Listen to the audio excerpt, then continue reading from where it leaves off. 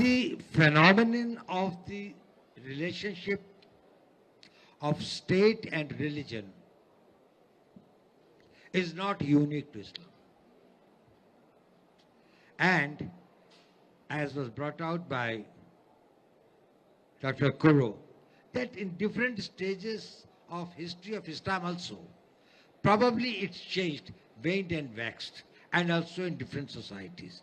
Probably he said that in the Abbasid days, probably there was a very, very clear understanding of what was the role of the clergy and what is the role of the state. And probably thereafter, there was an overlap. In the Oriental societies also, in Hinduism also, there has been this thing. But there has been one difference. And I don't think that even in times ahead, probably there will be a total separation. The problem is this, that the conflicts are inherent in any ideology, thought or belief system, or in the existence of any state. Any thought or any ideology has to be competitive. If it is not competitive, then it is no more, it is universally accepted. So there will be only one. If there is more than one faith and one this thing, similarly, unless there is one world state, there will be the states who will have the different conflicts. They will have peace, they will have wars. The problem is this, how do we resolve these conflicts? What is the conflict mitigation or resolution mechanism or the mindset of the societies? I can tell you about the Indian example. First conflict is between the man himself. The conflict between what your competing beliefs, thoughts, needs, aspirations are. Even about your relationship to the other human beings and to the God and to the society. You yourself may have more than one view, and sometimes you might be thinking. Now, this conflict was resolved in Hinduism and the Oriental religions by a process of meditation. That is a dialogue with your own self. You engage your own self. When it was societal, the societal conflicts were resolved through dialogue. And we had a great tradition of what we used to call the Shastrarth. Even in this part of the world, there had been various thoughts. The Buddhism came, and it came in conflict with the then existing Sanatana Dharma or Hinduism. The conflict, how was it resolved? There used to be the frequent debates going for days and months sometimes between the thinkers and the scholars. The famous dialogue between Mandan Mishra and Adi Shankaracharya, which lasted for these things, about understanding the concept of God and the human. So the conflict resolution was done in a way which was different from how the state does the conflict resolution.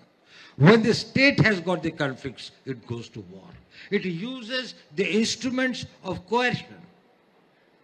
But the competitiveness of the thoughts or the faith or the beliefs which will keep on coming and mushrooming probably cannot be resolved by the same instruments by which the state resolved itself.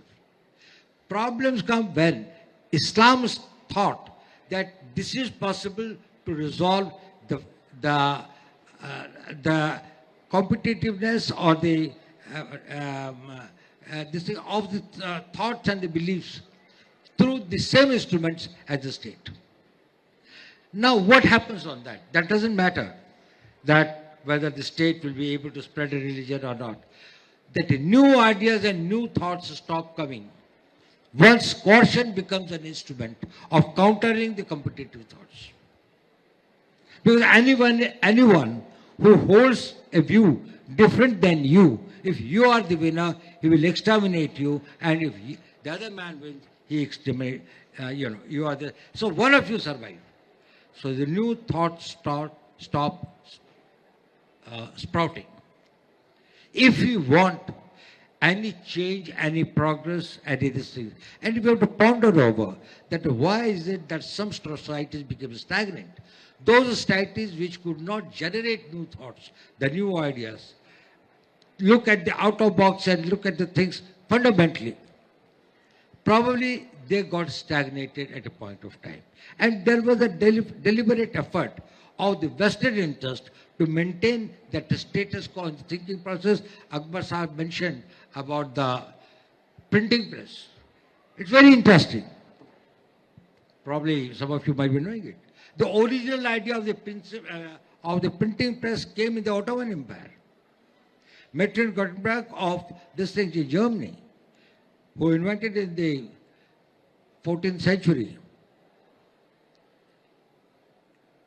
was able to bring out this thing. And at that point of time, the biggest resistance came from the clergy, who did not want the thoughts or the ideas to be sprung on which they thought that they have got the monopoly. Though the fatwas which were issued were mainly on this thing, that Islam will be misinterpreted and projected in a way which is not its real content or which is not its real meaning, which they thought the real meaning is what they understood it. That put, when we say that we blame colonialism, we should understand one of the important instruments of colonialism was the printing press. That is the time for the 300 years by which the Islamic countries sort of decided to go for the printing and the concept of books.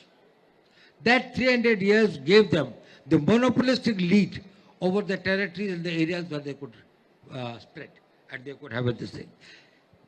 The thoughts could not be disseminated. They could not be taken to the people. So the idea is this, that is whether it is justified to blame colonialism or the others for all that is wrong with us.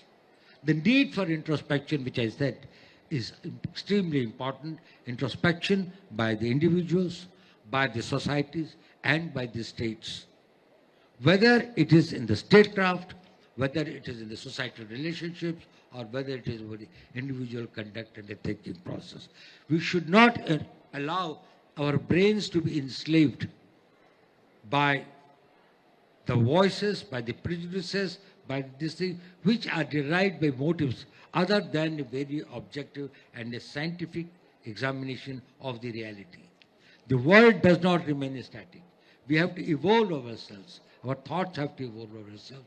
At the same time, it does not mean that in any way it undermines your fidelity to your faith systems, which must be respected and which must be honored.